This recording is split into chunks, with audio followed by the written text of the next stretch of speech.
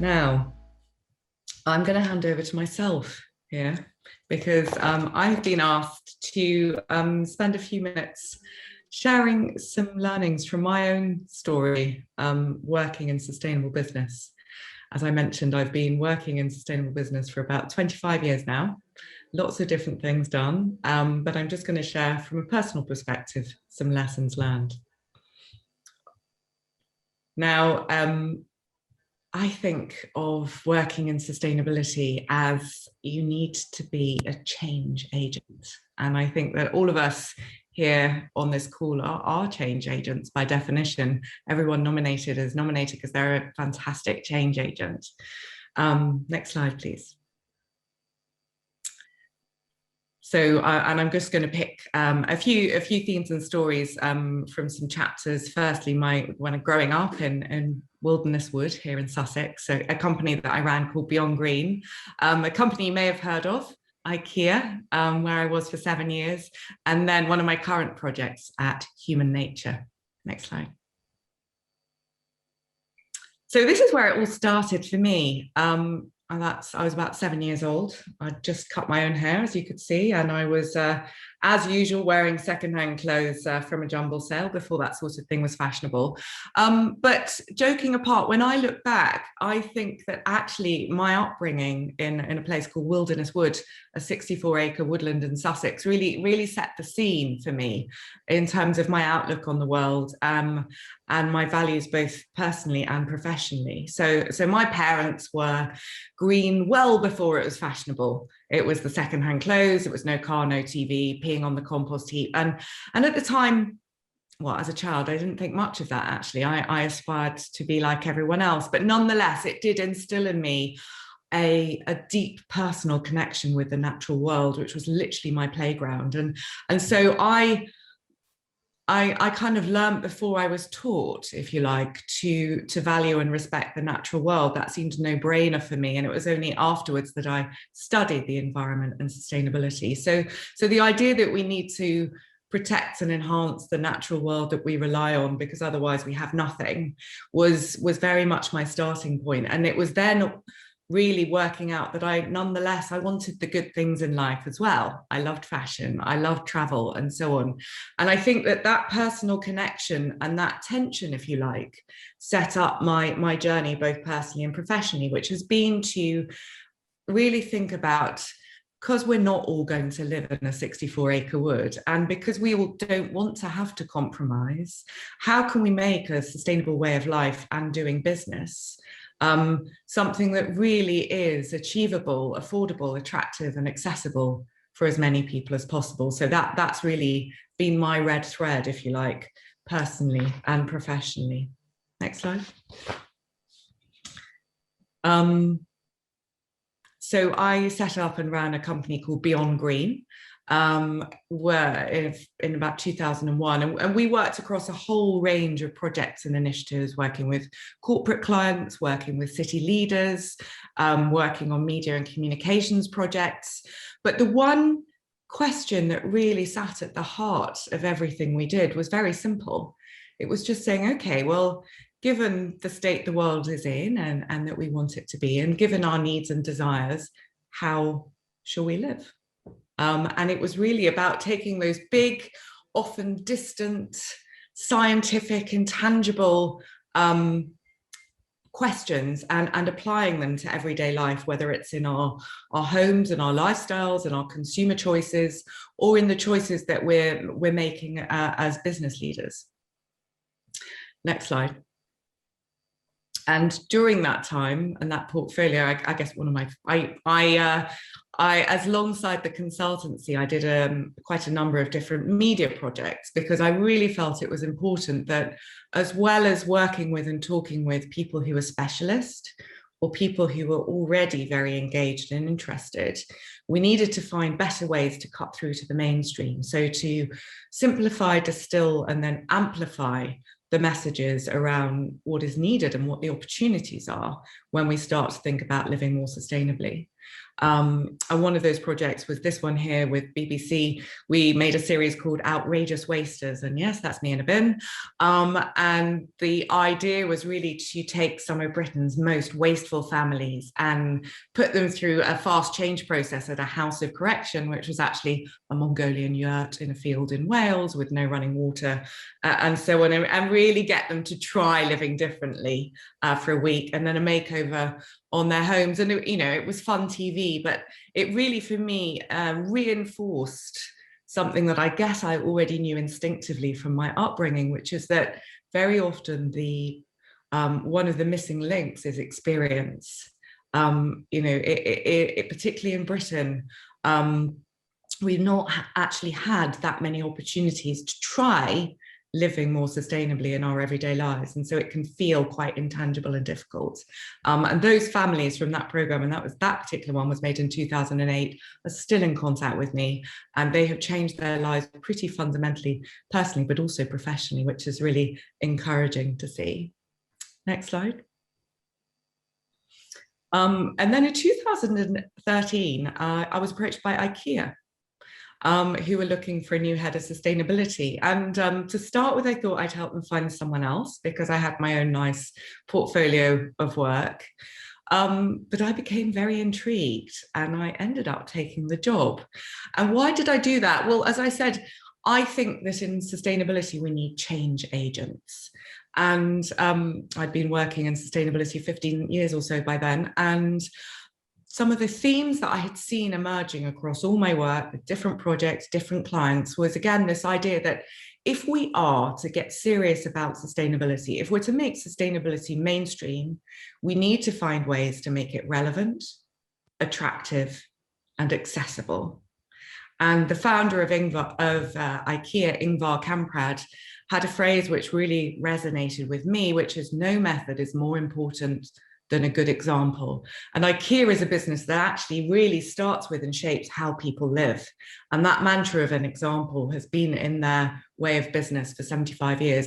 And really, not least for me, the idea of reach. I think you've got to be a very good consultant or TV presenter to reach the kind of audience that an organization like IKEA has. So I joined IKEA in 2013. Next slide. And I learned that as a business, obviously they create home furnishings, but the mission of the business wasn't to sell more cushions. It was to create a better everyday life for the many people, which is a kind of Swedish way of saying as many people as possible. And which again, really resonated with me. So my job was very much to think about how do we create a better everyday life for as many people as possible in the 21st century, given the types of imperatives that Ian was setting out so clearly earlier. Next slide. And one of the things that I realized we needed to do was to actually, as our starting point, to really understand, okay, well, how do people live every day? And what are their real hopes, needs, dreams, and challenges when it comes to living more sustainably? So to dig into that, we set up a project called Live Lagom. Now, lagom is a Swedish word that means living in balance, just the right amount is best. Not too hot, not too cold if you're Goldilocks and eating porridge. Not living in a cave with the TV switched off if you're switching to sustainability. Still having a good life, but finding the right balance. So it was something of a social experiment. We found households across the spectrum, some of them very interested in sustainability, some of them not at all in very different living conditions. And we teamed up with a charitable organization called Hubbub that specializes in communications around sustainable living, and also with the University of Surrey. And that's one of the reasons that I'm here today. That's when our journey together began, because I felt it was very important that as we started working with these families, so we recruited families each year, we provided support, information around sustainable living, but we really started with what were their needs and interests, and then how could we support them with information, products and services to live more sustainably, and how could we learn with them and from them about how best to support them going forward. And the University of Surrey were our partner because we wanted to really quantify the difference that we could make, and to really understand at the bare bones the impacts that people's lifestyles were having and how we could support them to change and to ratify our work. And they were fantastic partners and continue to be fantastic collaborators going forward. And that project was begun, I think, 6 years ago now. And the components of that are still running and have become a worldwide initiative for IKEA, providing fantastic knowledge and insights about life at home, and a real way of us working live with households to co-create solutions and products and services to improve their life at home, and also to create business opportunity.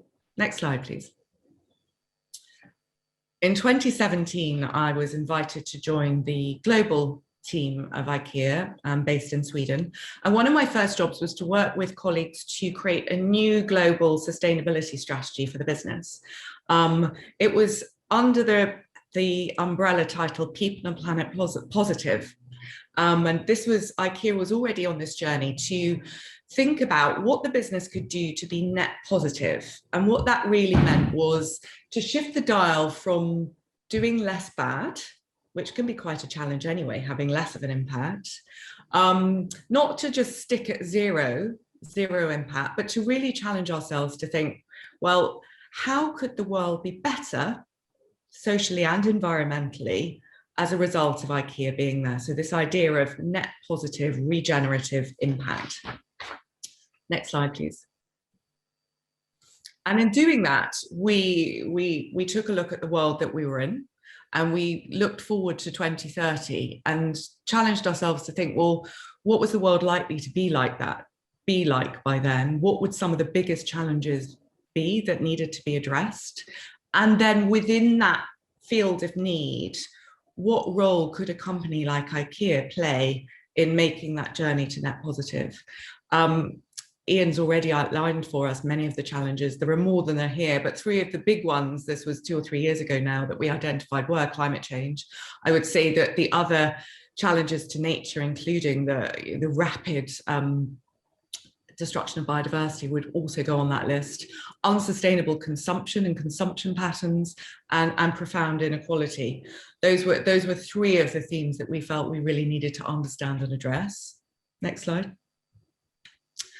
And then, of course, we needed to understand people, consumers. I hate being called a consumer. I'm also a mum. I'm a citizen. But yes, I do buy stuff and need things, products and services in my life. Next slide. And of course, we were working globally. So we were working across 30 different countries, but we did start to see some common themes and challenges.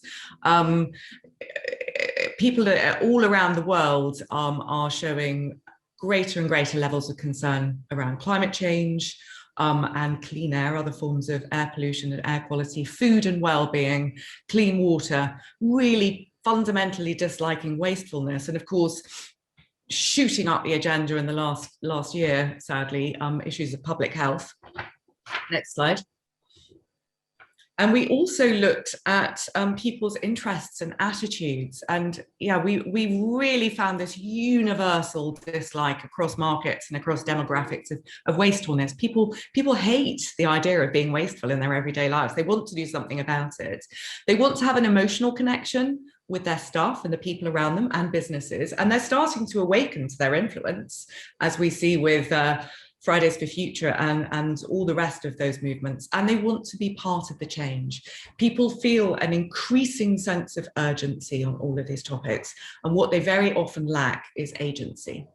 So I think when we come back to this idea of being a change agent, as an individual and an organization, what superpowers do we have to be change agents on this agenda? And also, how can we help others, be they our co-workers, our customers, our suppliers, our neighbours, how can we help them to be change agents as well? Next slide.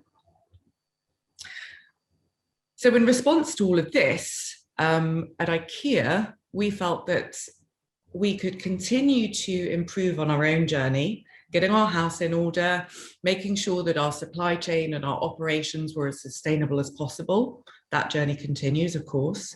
But actually the North Star, the area where we could make a unique difference in this journey to 2030, where we could use our skills, our knowledge, our capabilities to really cut through and help make change happen fast, was around sustainable living. So we set ourselves the goal that by 2030, we aim to inspire and enable 1 billion people, that's quite a big KPI, to live a better life. So building on that founding principle, but within the limits of the planet. Next slide. And of course, the challenge and the opportunity is not just to have that North Star and say, well, what difference can we make towards sustainability and towards, you know, positive social and environmental outcomes, but how do we find the commercial opportunity within that? Because when you do that, you can accelerate change. Green stops being on the edge and in a silo. You put it at the heart of your business model and you can achieve growth. Next slide. So once we'd set that North Star, we had to ask ourselves a lot of what ifs. We set ourselves that audacious goal. I'll be very clear here, without knowing how we were going to get there. We had some ideas and some key moves. So we then had to really challenge ourselves, as I said, as well as doing our existing business better, what if we challenged ourselves to change? And the first, of course, was to say, well, we need, if you're going to help 1 billion people live better lives within the one planet limits, how do you measure that? What lifestyle changes are going to have the biggest impact, and how can people navigate? Next slide. So we were working, and Ikea is still working on lots of tools in collaboration with others to help measure impact. And one of the things that I worked on was an app. It's available online if you want to use it. It's called the Ikea Better Living app.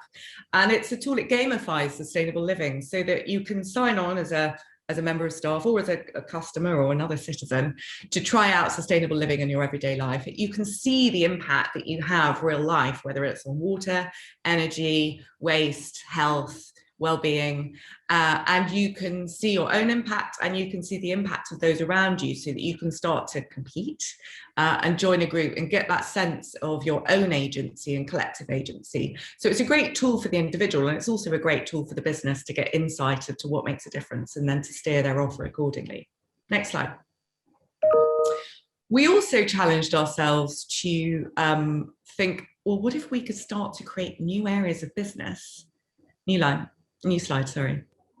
And of course, one of the areas for any retailer is circular. Doesn't matter how clean your production process is, if it's linear, you're never going to be truly sustainable. So challenging ourselves, we were to design products that were made in a circular way, reusing, recycling materials, products that were designed for reuse, designed to be dismantled, upgraded, and so on. But we also realized that we needed to not just design products, but also services that could help people to consume in a more circular way.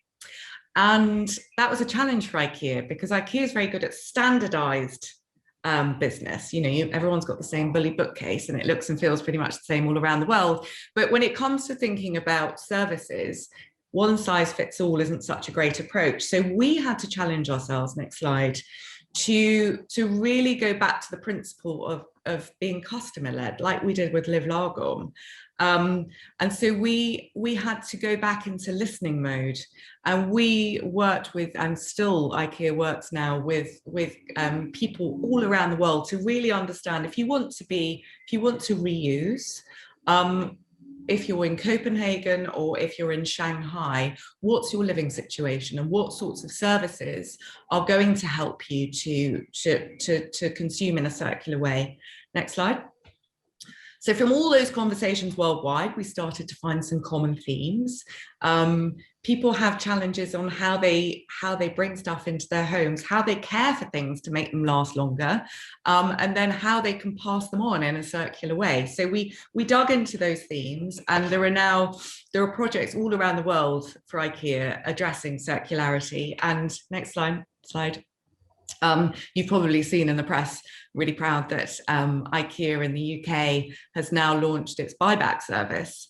And this is something that's rolling out in different ways around the world, where you can actually sell IKEA products that you no longer want or need back, so that they can be refurbished if necessary and sold on. So great for you as the consumer, because you get a financial reward for things that you no longer need. And of course, it's helping people to collectively make stuff last longer. And it's also great for accessibility because it makes it more affordable.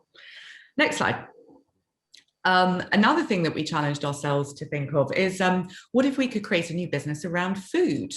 Not everyone knows, but IKEA is, I think, one of the 10 biggest restaurant chains in the world, also sells masses of food for its bistros. So we started to say, okay, well, could we help people to grow their own food at home? This is my hydroponic system that I have in my kitchen, where I can grow, even if it's freezing outside, herbs and veg for the family all year round. And this is something which is now being rolled out in stores for the stores and the restaurants themselves, so that they can actually grow vegetables and herbs on site to serve in the bistros. Next slide. And then on food, I love food. We all do, don't we, Anna? My tummy's rumbling. IKEA sells about 1 billion meatballs a year. Now, meatballs are great, but they have quite a high carbon footprint. So introducing things like vegetables and veggie hot dogs, making that transition to a more plant-based diet, something that is easy, affordable, attractive, and accessible for as many people as possible, has been really profound. I mean, their footprint is carbon footprint is something like 5% of a meatball. And some markets, these are now out, the sales are actually outstripping the meatballs themselves. Next slide. And another topic that we challenged ourselves is, what if we could create a new business around energy? So yes, not just being a furniture and vegetable supplier, but actually being a green energy supplier. So all the energy that IKEA uses in its own operations is generated renewably. We have, I forget how many 100,000 solar panels on our own buildings and wind turbines that IKEA owns. But IKEA now also sells home energy solutions for households. So for example, selling PV installations for homes, selling green energy tariffs and so on. So again, using its retail to outlets and reach to help people in their everyday lives to become green energy generators. And then lastly, next slide, we were thinking about, well, we're a retailer, how do we actually change the retail experience? So the role of the physical stores. You may have visited the quite new store in Greenwich, where we use the Live Largon process to work with households in the local area for the year before the store was open, to design the store itself and think not just in terms of the way it was built and run, but also what it's used for. So having workshops, there is a circular lab where people can come and learn about circularity in their own lives, right through to, for example, last mile deliveries and customer travel. So there we've got some electric rickshaws that take people to and their purchases to and from some of our stores in India. And moving on, the other thing, of course, which I think was quite challenging for IKEA as a big business, was to really change the mindset about how they work. So even a company as big, impactful, and I would say vision-led as IKEA, there's no way that they can tackle this whole agenda on their own. It needs to be really done through collaboration, working with people like University of Surrey and Hubbub, numerous NGOs, organizations, to actually learn with and from each other. And I think that's one of the reasons that initiatives like Crest is so important, that we learn with, from, and celebrate success as we go along. Next slide. And then just lastly, just want to touch on something I'm doing now, which is helping to run a company called Human Nature.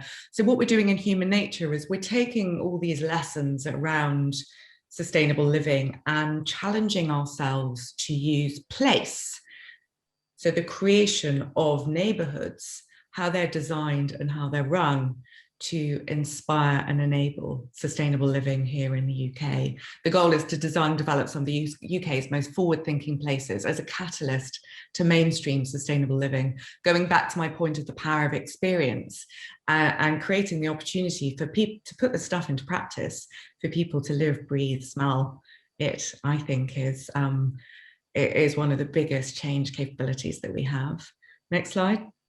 So two of the projects that we have on the go at the moment, one here, I don't know if you can see it very well, but here in Lewes in East Sussex, where I live, we have a 16-acre site in the centre of town, which is a brownfield site. It's been a light industry for many years.